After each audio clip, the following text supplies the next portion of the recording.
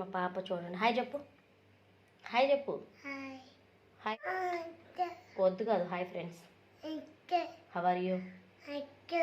వద్దు కాదు అయితే నిన్ను బ్యాడ్ గర్ల్ అంటారు. How are you? What are you? విన్నారు కదండి ముద్దు ముద్దు మాటలైతే మా పాపయ్యి. మిరియాల రసం మాటల్లోనే అయిపోయిందండి, అంత క్విక్గా అయిపోతుంది.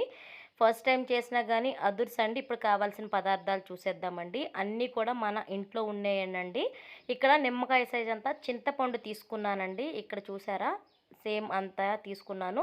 చిన్నవైతే టమాటాలు 4, పెద్దవైతే 2 టమాటాలు తీసుకోవాలండి. కొత్తిమీర, కరివేపాకు, కల్లుప్పు, అలాగే 1 టేబుల్ స్పూన్ ధనియాలు, 1 టేబుల్ స్పూన్ జీలకర్ర, 1 టేబుల్ స్పూన్ మిరియాలు. ఇవైతే ఇందులోకి మనకి ఇంపార్టెంట్ అండి. 2 ఎల్లిగడ్డలు అంటే వెల్లుల్లిపాయలు అండి.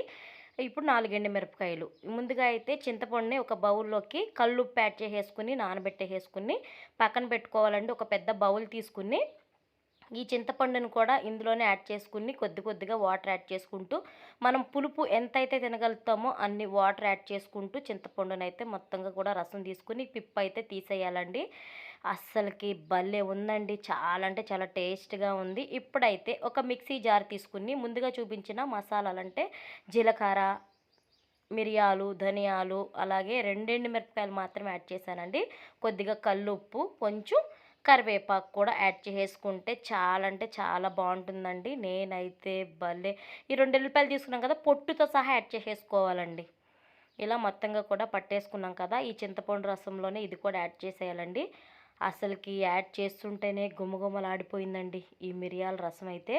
ఇంకా నోటికి రుచిగా ఉంటుంది. జ్వరం వచ్చినప్పుడు ఇలా ట్రై చేయండి, మీకే తెలుస్తుంది. ఇక్కడ చూసారండి, అదే మిక్సీ జార్లోకి నేను తీసుకున్న ముందుగా 4 టమాటాలను కూడా మిక్సీ పట్టేసుకుని చింతపండు రసంలో ఇది కూడా యాడ్ చేసేసుకోవాలండి. బాగా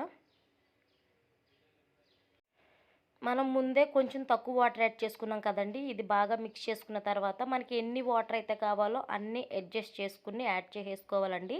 ఇందులో చాలా వరకు పల్పు ఉంటుంది కదా, నేనైతే స్ట్రైన్ చేసేసానండి. 80%, 20% మాత్రమే ఉంచాను. ఇప్పుడైతే ఇందులోకి బాగా హీట్ అయినాక కొద్దిగా ఆయిల్ అయితే యాడ్ చేయాలి. ఆమెనా ఇంకా బాగా హీట్ అయిపోయిందండి. పోపు దినుసులు కూడా యాడ్ చేసేసుకోవాలి. పాప అయితే బాగా ఏడుస్తుంది, అమ్మ అమ్మ అంటుంది అనమాట.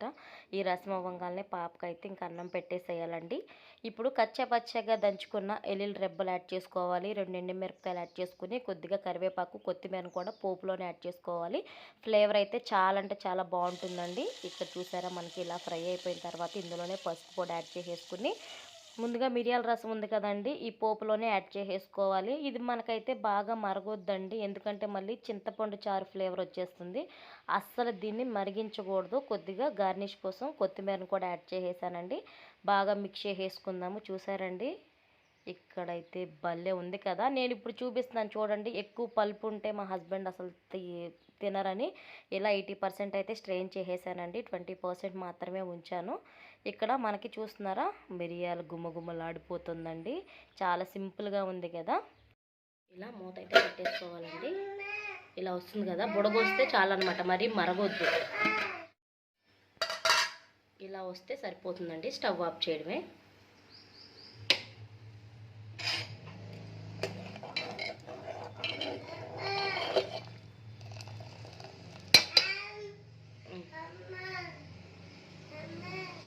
ఒక బౌల్లోకి అయితే తీసేసుకున్నానండి. ఎంతో టేస్టీ అయినా మిరియాల చారు అయితే రెడీ అయిపోయింది. వీడియో నచ్చినట్లయితే like, share, do subscribe. Thank you so much. Have a nice day. Bye bye.